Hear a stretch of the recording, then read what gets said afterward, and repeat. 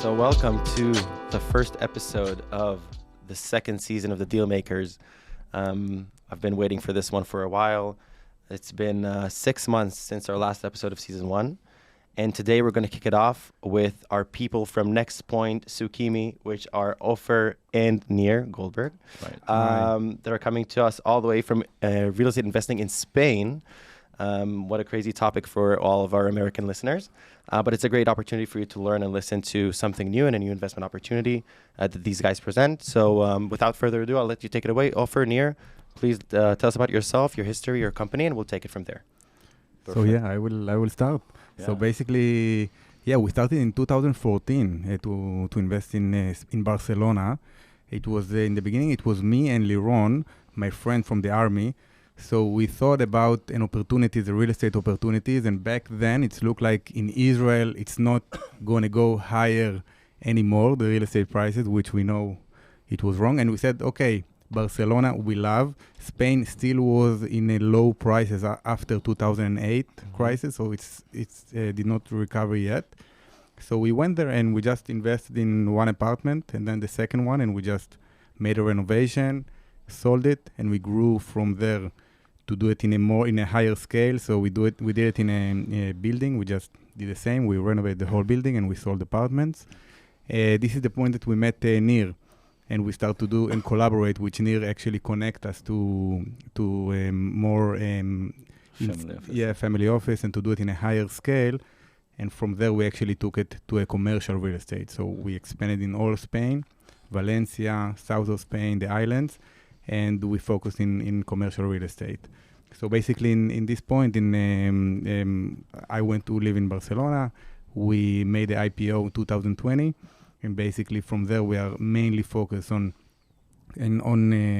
touristic hotels, touristic apartments, and senior living, nursing homes, geriatrics, the third generation. So this is our main focus in Spain. The funny thing, and I think it's the small stories about, the introduction. So basically, I've met Liron through our wives. They both worked in one of the biggest institutions in Israel. The best way, yeah. So, it's always, they had like the best parties in Israel, and you always find yourself, okay, so all the girls are dancing, whatever, and you're just searching for the closest one that you can talk to. And I found Liron, we started talking. I had some businesses, he had some businesses, and eventually we found ourselves, collaborating in Spain. I think I was one of the first basically customers or whatever. I bought through a few flats with them, and we had a great collaboration, and same, let's call it DNA.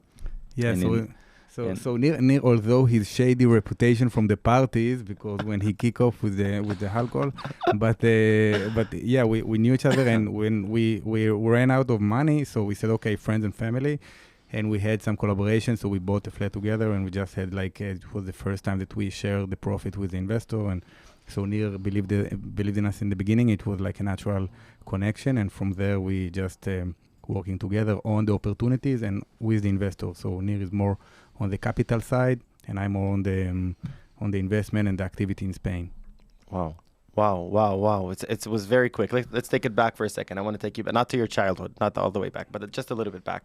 So I was born in... No. You were born in when? No. When was it? No, I'm kidding. So I want to take it backward for a second, because a lot of our listeners are either starting their way as investment managers, so doing their first flip, like you said, your flip investments that you did in Barcelona back in 2014, right? And they want to understand how to scale that from flipping a couple of apartments, a couple of flats, to becoming a commercial real estate company, and actually, raising capital from family offices and institutional investors, and investing that back into commercial real estate.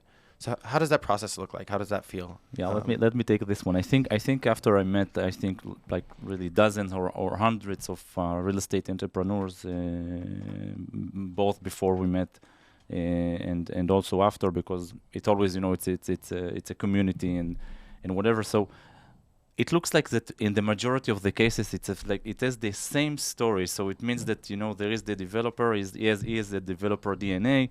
He does one flip, which is Ofer. Which is Ofer. Okay. Totally. And then he runs out of money, but still he has some amazing deals. Okay, I have this single family, multifamily, whatever. And then he calls, oh, well, what, I'm going to skip this one? No, I will call my best friend, my lawyer, whatever. And then they are doing some dozens of them. And then it's the next level of, okay, now it's a little bit of, friends and family. It's like there is the path to do it maybe more in whatever closed box or rebranding, restructuring, whatever. And then it's like the times that they are starting, let's say, going towards semi-institutional investors, family offices, whatever. So, and I think it's like a period of 2-3 years. And again, it's like the same story comes again and again. So, I think it's basically when you start, it starts with first grade. I don't know how to do it when you start from institutional investment. It's like you start first grade, you start with your own money and you do the first mistakes, which we did a lot of mistakes. We'll talk about them later also. Yeah.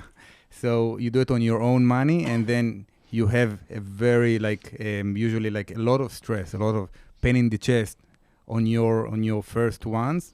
And then you earn the respect or the confidence from your investor and you can scale it up. So I think this is the best way to do it, and you have to start with phase one. You have to start from somewhere. Yeah. I know. So in specifically in North America, it's a strong trend to actually start from raising capital as a syndicator, what they call a syndication model, which is more or less the same as what you guys do. And we'll talk about your strategy in a second. But they're usually starting to raise capital, even friends and family, in that GPLP model. And it's interesting to see how most of them don't start from flipping and doing their first apartment. I think this is the first take from this episode. Like if you want to start from doing your real estate deals and you want to make, you are going to make mistakes, you better start with your own money, with your first properties, just trying to flip them or just buy for cash flow. But just making sure that they are good enough for a first investment. You will be better valued because you already have the track record. You did a mistake. Like investors want to say, okay, don't tell me about your successes. Tell me about your mistakes and what's the track record that you already have. So that's the thing, I think. Great. This is a great point. So let's talk specifically about your target market, which is Spain. Why Spain? Why Spain? And you talked a bit about Barcelona and the prices from 2008 that didn't really recover till 2014, but what's the opportunity and specifically for international investors? So basically I think that we started in Spain because of the opportunity of the macro picture and we just said, okay, the residential it was super low and it's prime location, center of the one of the most touristic countries in the world, cities in the world. And then from there, we just slowly start to move to the commercial real estate where Spain is strongest, which is touristic. It's one of the most touristic countries in the world. So the fundamentals there is very, very obvious. And it's the second oldest country in the world. So there is, after Japan, Spain is number 2 in older people, like longevity.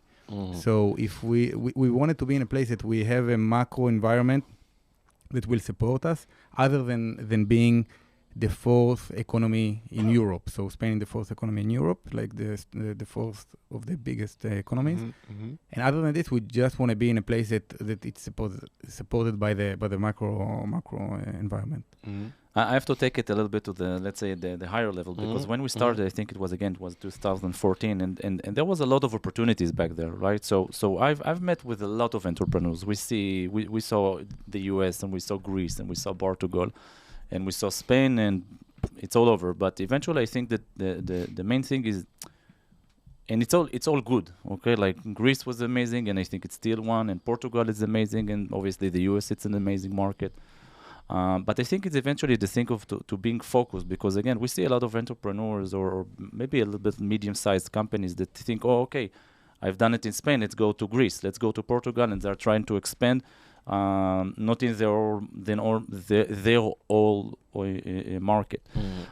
So Spain is an opportunity. It's an amazing one, but there are others which are also good. The only thing that we check when we invest ourselves with, let's say, other guys or whatever, we just want to make sure that they are focused on what they're doing, both in the country and both on the sectors they are using. And as Ofer just mentioned, we after a few is doing it, we meant to this to specific sectors, which are the hospitality and the third grade and geriatrics.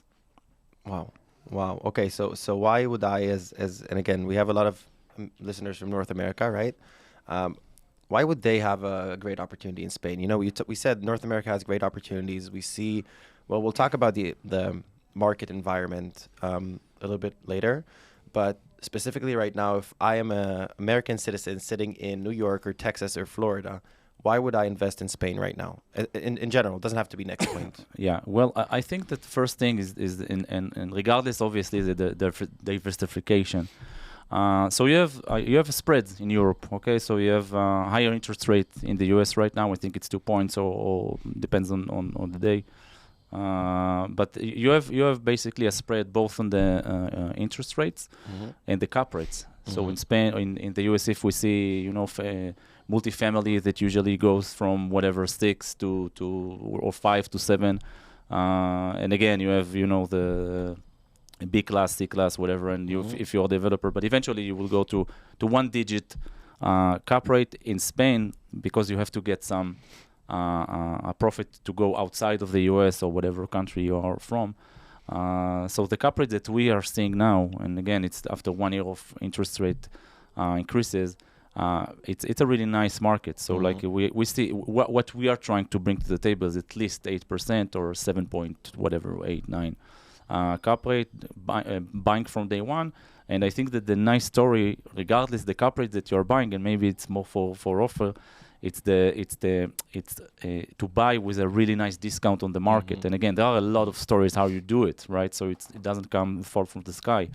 So it's a combination. Again, it requires offer to walk down the streets and find the right opportunities. All right, we were just talking about him eating paella at 40 degrees Celsius, which is about 100 degrees Fahrenheit or whatever. So it's the funny stories. But eventually, without statistics, it's like 1 to 100 or so that you need to see, like 100 deals that eventually to bring the one that it's like super solid after really good due diligence about the operator or the triple net leasee. Yeah, and I think that for American investors, like we have American investors as well, it's maybe it's a diversification issue as well for them, but mainly is to invest with the partner. I mean, if they like the result and they like us, and they have some returns and success, they would like to invest again. And it doesn't matter if you are in United States or you're in Spain.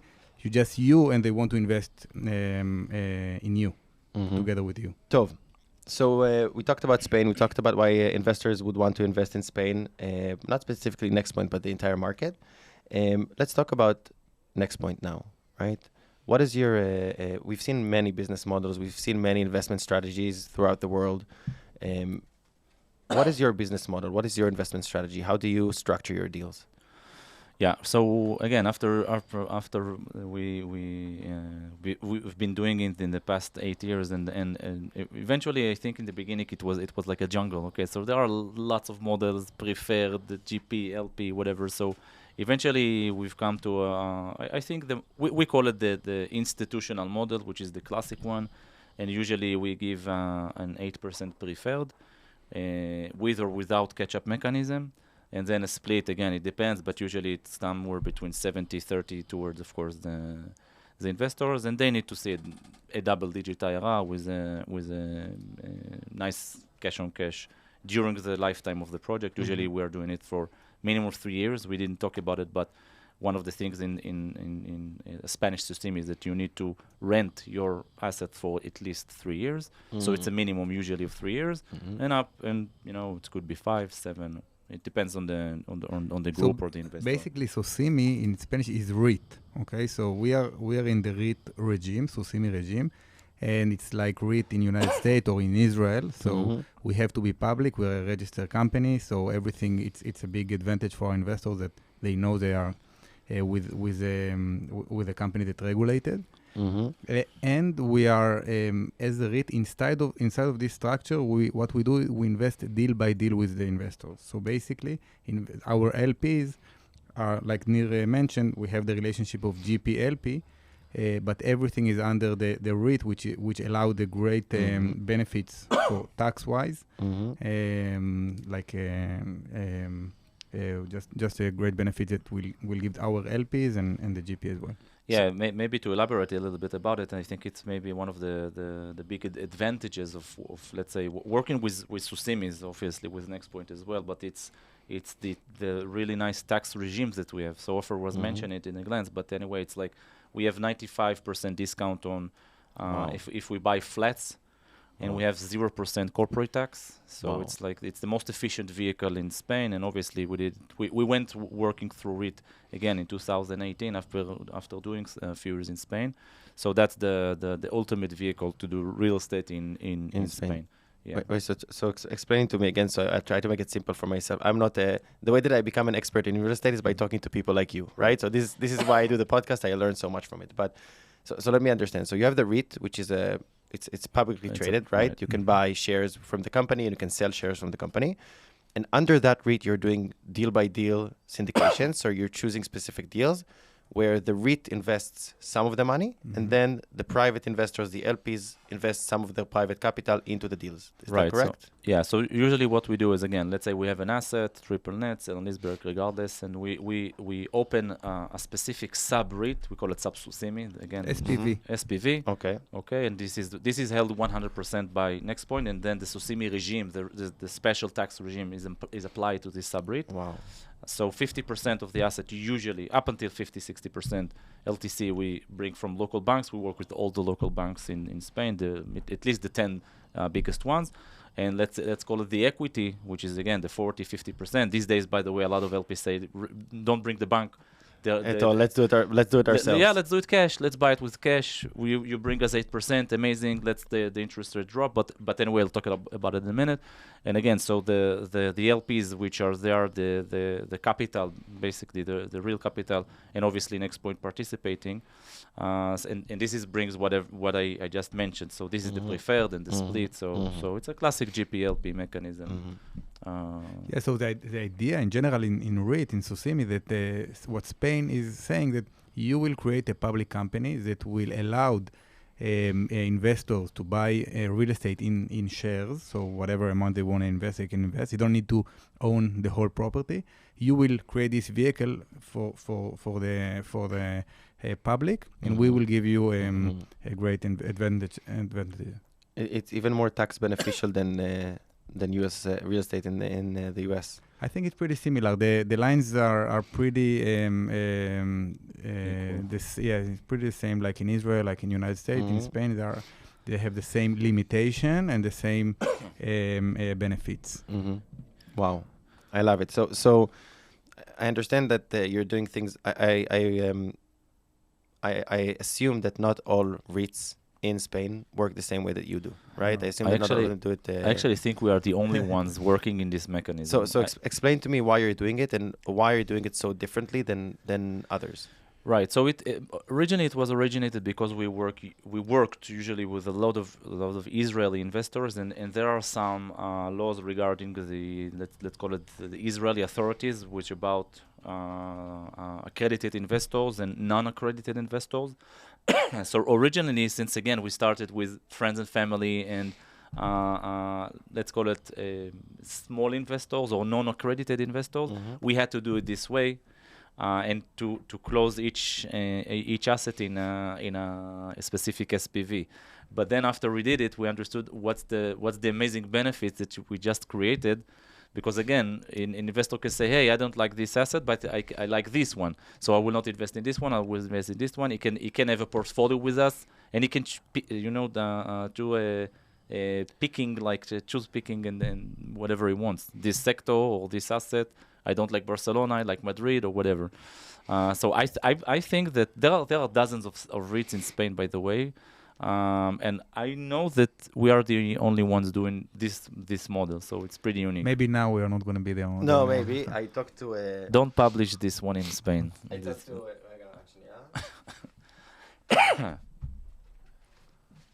שלוחת מכבי פה, אחד משתעל, אחד מצונן. לא, זה... היה לי חבר, המזגן. זיכרונו לברכה, הוא סתם. לא, אוי ואבוי. So I just met another REIT from Spain in a conference in Tel Aviv in PropTech 360. It was in I think, the Hilton. Mm-hmm. Yeah, we know them. They're friends. So I met them and I talked to them about you guys, and he said, "Look, I'm doing my model. I'm doing the REIT model, and I'm very happy with it. I don't feel comfortable doing these kind of things. To under the REIT to do a deal by deal model as a regular GPLP promote whatever it is as an SPV. What are the downsides of running the deals the way that you do? Why was he specifically kind of scared from doing it on his own? We don't see any downside. It's because or the risks. Let's say maybe the risks. I tell you what is the advantage. I don't think. It's interesting to know what scared him, but no, you're gonna talk to him later. Maybe we missed something. But basically, the upside of doing it differently is that you are calling the money. Let's say you raise 100 million euro. You have 100 million euro, and then you can start deploy the money. So it's clear what is the upside by doing it as not deal by deal. On the other side, then the investors are actually. They are diversified for everything you have. There is an upside and downside for this. I mean, some people like to be on this kind of a wide range. And these people have the opportunity to invest with you on the REIT side, right? Exactly. They can do that as well. Exactly. If I will bring in from my point of view, I think like everything in life, there is the advantages and disadvantages. So if I'm saying on the regular REIT, let's say, so obviously, what is the regular REIT? Like every other REIT. So you have a lot of capital that you invest initially, and then you need to deploy. So you have a J curve. You need to, and this is maybe a disadvantage, right? So the advantage is that you have a lot of money now to deploy. Now you have a lot of money to invest, which is amazing. But you also need to invest the money. But you also need to invest the money. And another disadvantage is that maybe some of the investors don't like a specific asset, and now they don't have any control. So the only control is the management team of the REIT. In our point of view, or in our mechanism, so the disadvantage is that we don't have a lot of money to invest, and we are going through, let's call it capital calls. At least it's not liquid, right? It's you have the access, but it's not liquid like if you raise all the capital into the REIT. Right. So usually what we do is, again, we have a lot of interest, a lot of people talking to us. So you have, let's call, I don't know if to call like a waiting list or whatever. So we are just publishing, hey, we found this amazing asset. We are now doing the due diligence. It's like 1 month, 2 months from now. We think it will be okay. So this is the let's call it the advantage. And again, just to be clear, the disadvantage is that you don't raise a lot of capital in the mother company, the SOCIMI itself. So but it's very focused, and I think what I take out of this for me at least is that if I want to be hyper focused on something, or if I understand the specific type of asset and I don't understand another one. So let's talk about you talked about nursing homes and for example hotels or whatever tourist assets that you're holding, right? I might not understand anything in tourist assets, but I do understand in nursing homes, and maybe nursing homes would be the place I want to put my money in. So I like that fact that, and I think that what makes you special is that you're able to invest. I'm able as an investor to either invest in you as a whole and in your entire portfolio, or just choose specific assets that I believe in. And I really like it. I think it's pretty cool. But just to be clear, you can also invest in NextPoint itself, right? So you can invest in NextPoint as a regular SOCIMI and exactly like other REITs. But also you can say, look, I don't want to invest in NextPoint. I want to go to specific deals, as you mentioned. So we're trying to enjoy all worlds where others don't. On the way here, Guy is sitting right next to me. You can see him on the camera. He asked me, why would someone invest as an LP with capital calls, right? Regular, just equity, and not just buy the REIT? Does that answer your question? Yes? Okay. So we just wanted to make sure he has the good answer. And I told him we're going to ask in the episode and we'll figure it out. Okay, so we talked about you and your business model, your investment strategy, and what you're doing today, or how you built what you're doing today in Spain. Let's talk about the current state of the market, right? Everybody's talking about it. In one of the latest episodes I did, I said a sentence that today I know it's wrong, but I said, interest rates are super high, which is affecting everything. Well, and then I was told they're not super high. They're actually where they should be for a healthy economy. But there's still a state of the market that we're not used to. Last 14 years was a big bull run. There was a lot of money out there. It was cheap to raise capital. at least from raising debt, not raising private equity.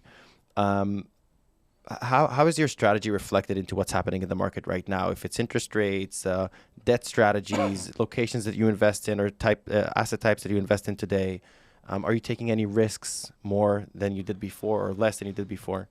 I think that first of all, regarding the last question about the structure, the fact that we don't have like a huge amount of money and we have the stress to invest, this was in our benefit in the last 2 years, because we had a long time that we didn't invest in nothing, and we will just analyze a lot of deals, and just nothing could have actually passed our criteria. And it's very hard to analyze so many deals and not invest. I mean, you need to execute just as an entrepreneur. You want to close, you want to grow.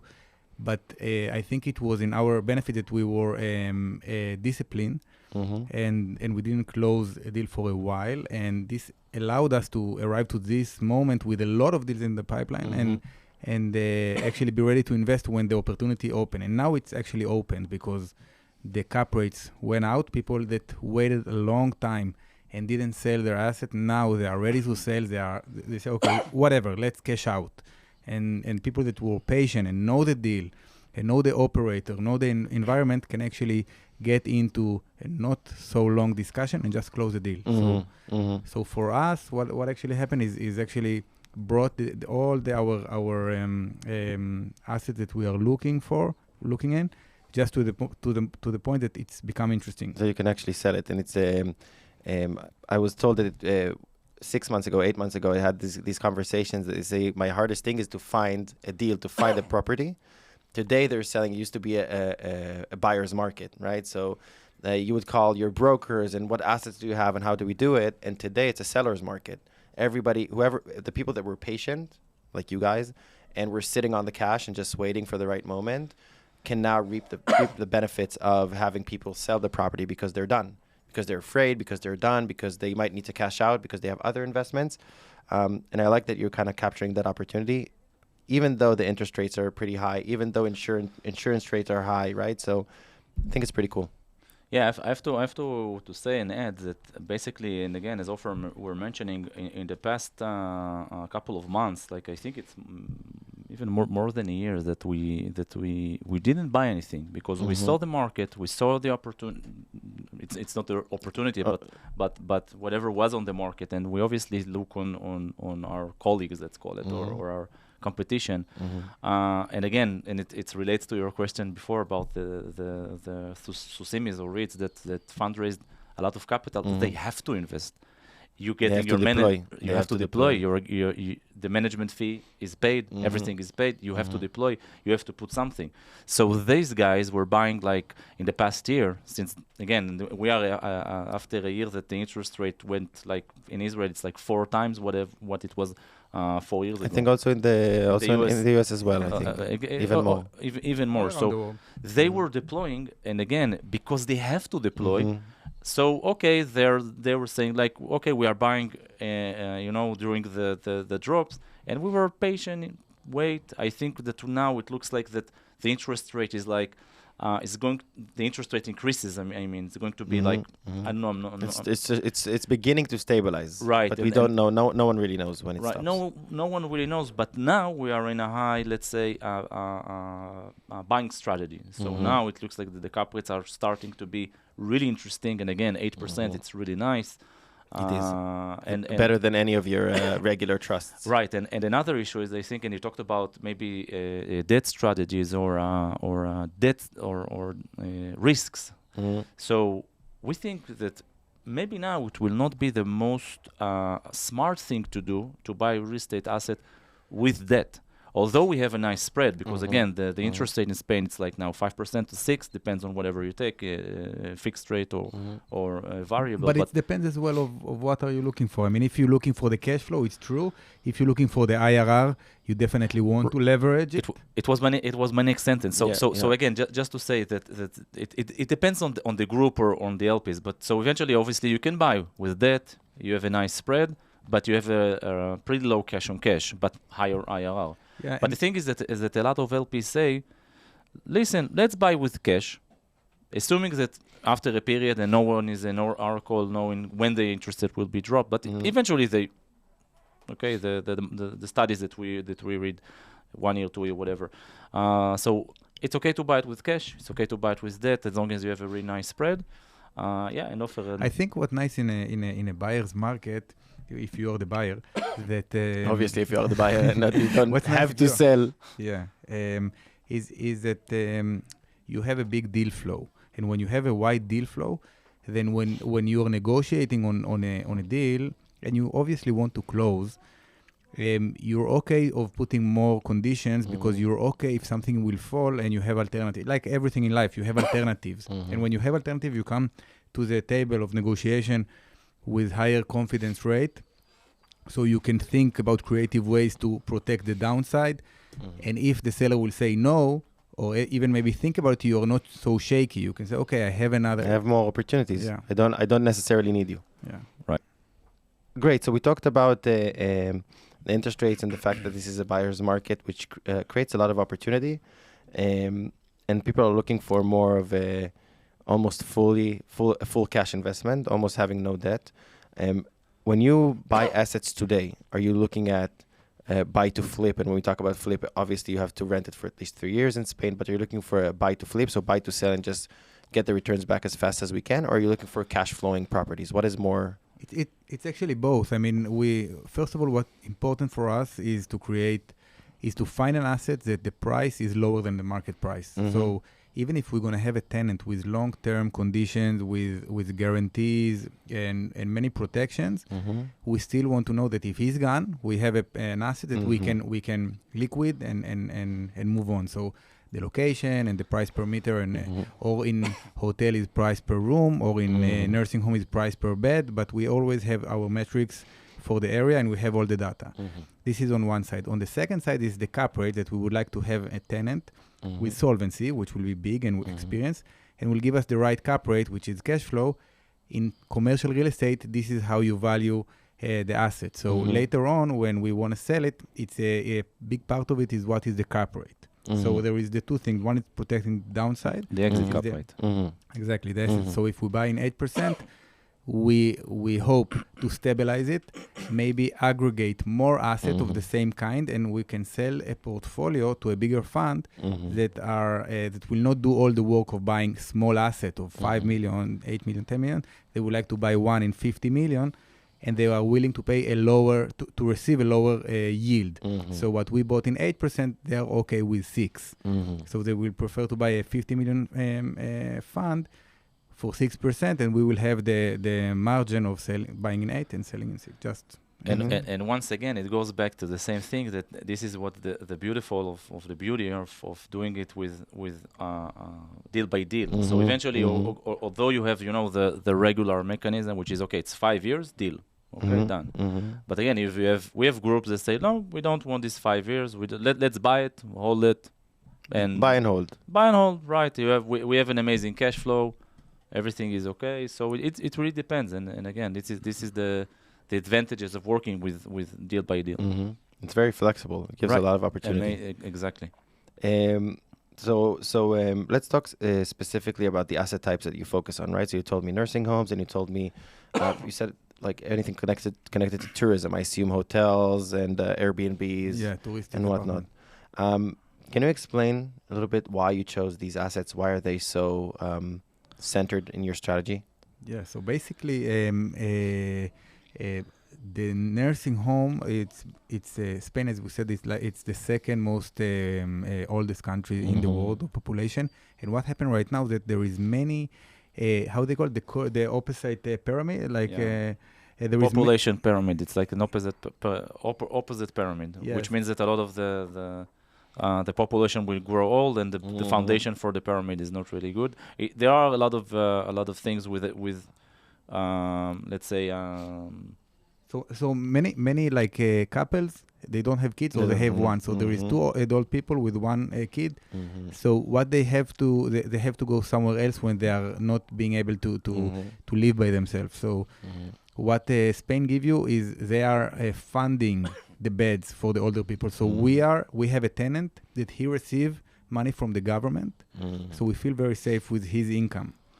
So our tenant have his revenue turnover from mostly from the government, and then basically he have a high occupancy, and we feel really good in this sector, and we know that the macro is in our side. It's amazing how you take into consideration all of these things, right? You think about the macro environment, you think about how people are getting older and having less kids.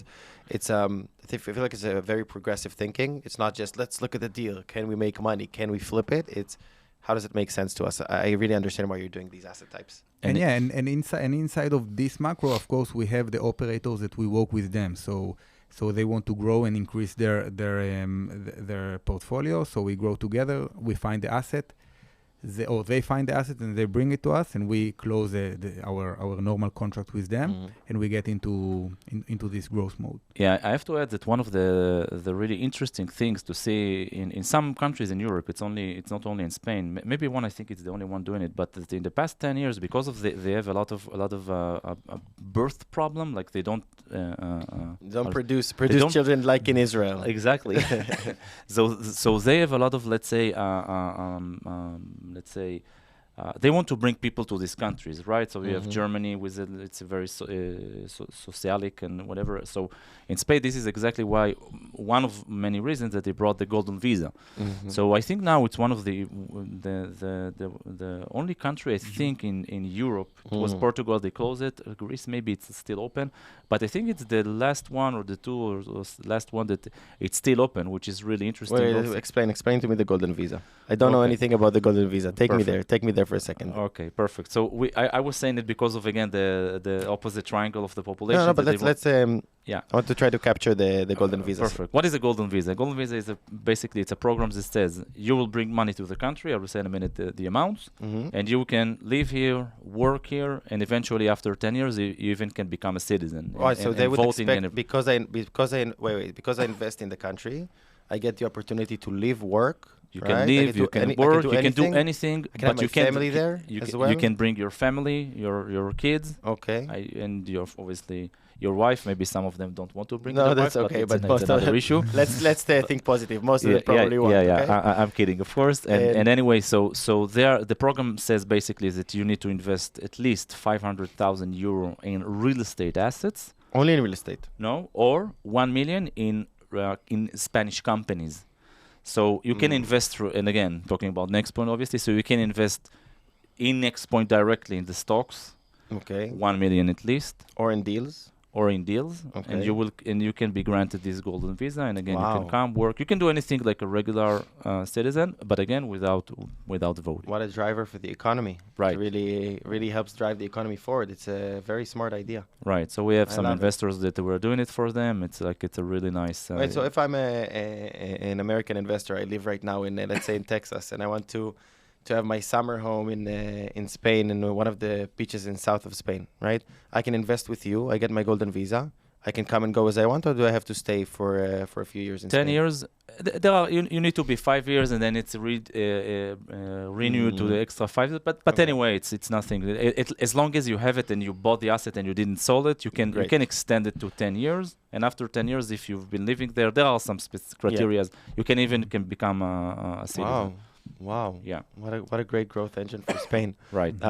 Is it new? Is it something that... No, it's in the past more than 10 years, I think. But they are the one that keep it. Like there was many countries that had it, and recently they just stopped. I mean, we know many Israelis went to Portugal with this, and then they realized, okay, we don't want as many people from the outside coming into the country. I don't know what is the reason, but Spain still exists, and we enjoy it. I mean, it's not really a factor that we do something because we just enjoy.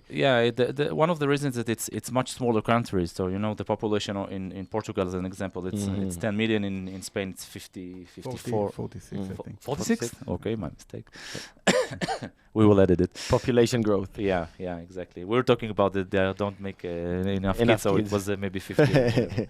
But anyway, so they close it because it's much smaller countries, and it's like percentage-wise, it's like becoming too much for them. It's like generates some other issues because it's foreigners, and all you need to do like in never mind.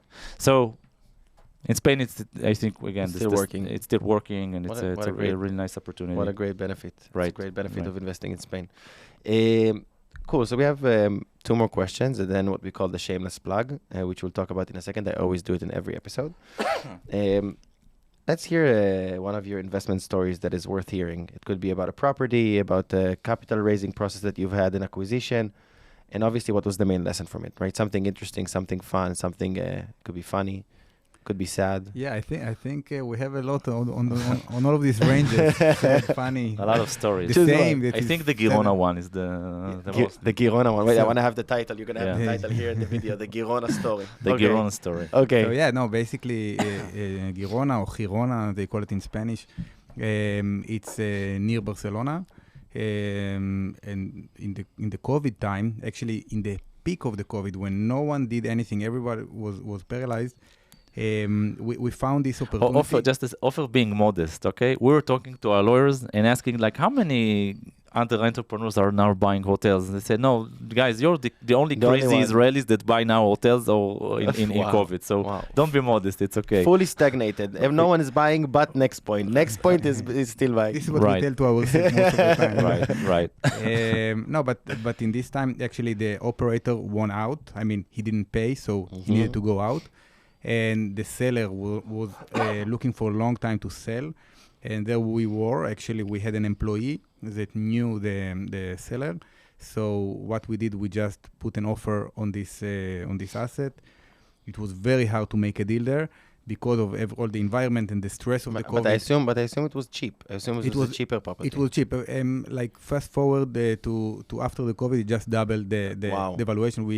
We are obligated to evaluate our asset every year, so we have a official valuation every year of the asset. So yeah, it's pretty quick, just double from 6 to almost 11, almost 12. So how do you buy a property in an environment where no one buys, and it's a hotel? Hotels, everybody were talking about how hotels are dying in COVID, right? People were saying maybe we're not going to see them coming back. Same thing with airlines. And so what makes you do that as a real estate entrepreneur in the hardest time in the market? Right. So it's a really nice question because eventually, we ask ourselves the same question. So when it will be back, how long this is going to take? It was like in the peak of the COVID. Yeah. And to be honest, we didn't know the right answer, obviously, but we figured it will take some time, 3 years, 2 years. Yeah. No one knew, but eventually we did tell ourselves, look, this is Spain. It's the second most traveled country in the world. Mm-hmm. Okay, so if there is a country to buy hotels, it's this country and not any other place. Let's say maybe we had a good luck that it recovered really fast. Mm-hmm. So like 2020, it was a disaster. Obviously, none of them were opened. A lot of them are seasonality opening from April till October, November. Mm-hmm.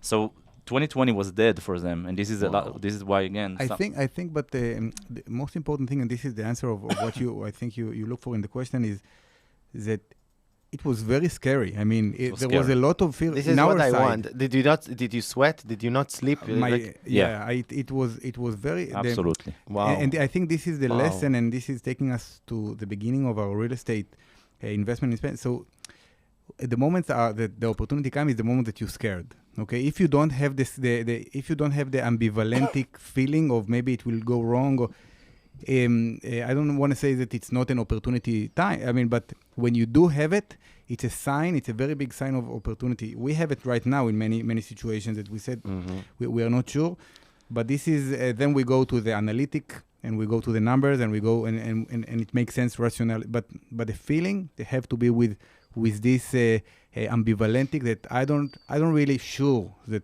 what I'm doing will be 100%. So how do you go to and here's a little bit of a deep dive. How do you go to an investor and ask him to invest his own private money into a deal you're not sure about. And it doesn't mean that you're not sure. The numbers might be right, but everything looks great on an Excel sheet. First of all, it's we put our own money. Okay, so when we go to someone and we invest ourselves. Of course, you have some of your money in there. I think that the answer is eventually for us. It's again there also is the let's say the analytic point of view. So eventually, for example, this asset that we bought in Girona. So eventually, look, if you buy an asset that is worth less than what's cost to build a new one, it's a good sign. Okay, so there are, and this is only one of them. So there is a lot of criteria, right? But eventually, again, hotels, location, sector. Again, this one it's hotels. So there are a lot of things that are really, and you need to be, I don't know how to say it, but maybe cold-blooded. Just look at the numbers. Just look at the numbers. Look at the numbers and. Basically, but it's important to say that we are not. I mean, we're not that heroes because in the end, what we did, we find the opportunity, we find an operator, we sign a contract with this operator that saw what we saw, and we had actually a rent contract. So when we came to an investor, we're not telling him, "Hey, we believe it will be fine." You already had it's a good point. We are showing something that it will give him a safety and something clear. So basically, it's a no-brainer when you can come with all the cliches and say like when the blood in the street. You can say that, and it's true. It was this moment, but basically, it makes sense. So you have the operator already signed on the deal, and you have your that the feeling that you don't know if it's going to work, but you haven't signed on the deal already, and you've invested your money in the deal as well, which makes. So I'm thinking of myself in a place of an investor that needs to invest a big amount of money. I think that would make me just sit back and say, okay, it works, right? Yeah, because we bring to the notary in Spain. You do the deals in the notary. You bring to the notary the operator, the seller, the bank, and the buyer and the bank. So if you got all of this, I mean, the deal is pretty cool. It's pretty much closed. Yeah, I love it. I love this story about Girona. We're gonna do the title also. The Girona story. Okay, let's talk about and this is last questions before the shameless plug. What is your biggest success with NextPoint today? It could be a specific deal, it could be a store, it could be the value that you provide, right? But what is the biggest success that you guys think NextPoint is delivering for the world? I think we have we can say about the Mallorca deal. It can be. I will answer it. I know that you're going to go there. There are a lot of stories. Everybody loves the Mallorca deal. No, it's but I think eventually it's not the deals. I think that it's the team that team that you are building. So eventually, it's true. We can talk about the market. We can talk about specific deal. We can talk about failures. We can talk about success. But I think that what really brings, or we're trying to bring to the table, it's like a really good collaboration between the teams that we build. We have an amazing people. We have an amazing headquarters. And I think that this is maybe the most, and it's a really nice point of view to see from a side. And I heard about it like a week ago saying, look, you know what? Your guys are amazing, but someone told me like he saw that how do you say like the combination between the people in the company.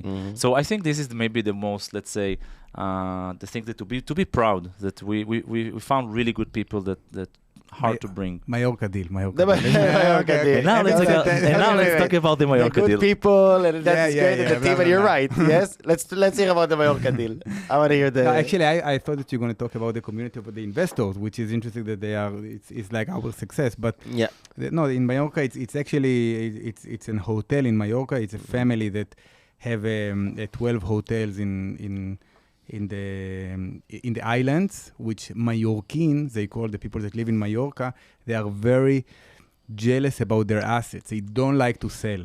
They sell only if they have to. And it was a deal that they had to sell it. The bank came to us because we have a relationship with the bank.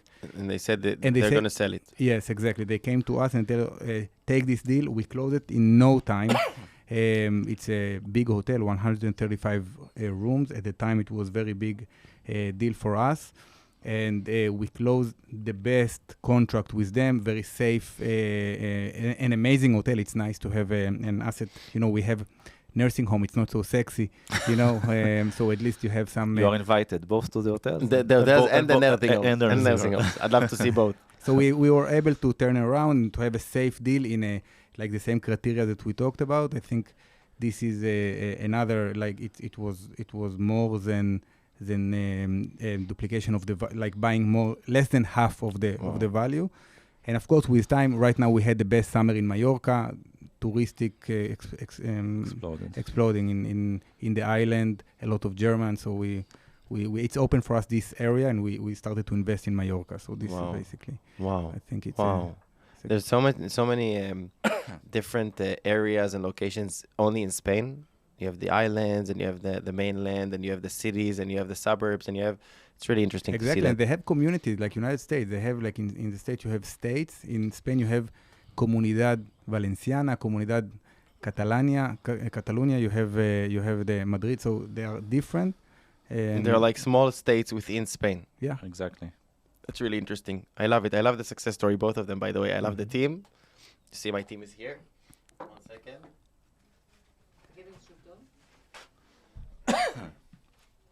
תגיד את זה שוב, טוב? בדוק.